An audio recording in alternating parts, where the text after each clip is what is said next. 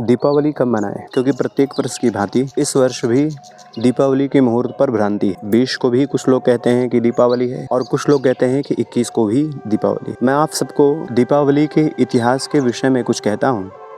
आप इसको सुन करके स्वयं निर्णय लीजिएगा कि दीपावली कब मनाना चाहिए। भगवान श्री राम जी जब वनवास संपन्न करके वनवास के उपरांत अयोध्या में पधारते हैं तो भगवान के आगमन की प्रसन्नता में, भगवान के आगमन की खुशी में समस्त अयोध्यावासी और समस्त पृथ्वीवासी कह लें, सब ने मिलकर के खूब आनंद से भगवान के स्वागत में दीपोत्सव मनाया था।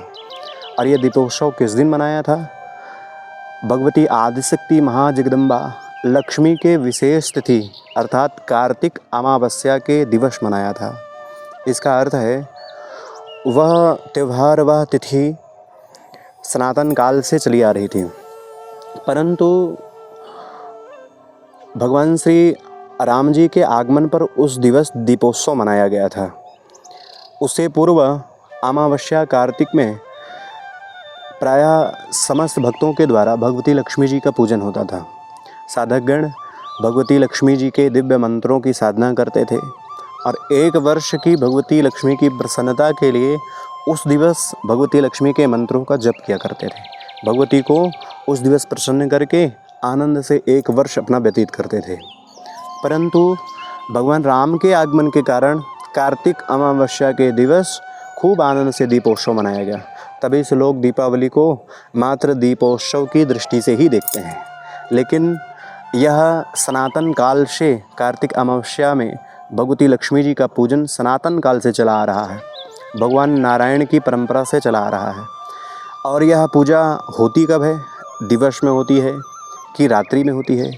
तो ये भी स्पष्ट कर दें कि कार्तिक अमावस्या की पूजा जो है वह रात्रि की पूजा है और रात्रि में अमावस्या अवश्य होना चाहिए, भोग में, भोग काल में अमावस्या होना चाहिए। तो हमको ये निर्णय लेना है कि दीपावली जिस रात्रि में हम मना रहे हों, क्या उस रात्रि में अमावस्या है? तो 20 की रात्रि में अमावस्या है या फिर 21 की रात्रि में अमावस्या है? तो सीताराम आपको हम स्पष्ट बताते हैं, किसी भी प्रकार की भ्रांति में मत पड़िए।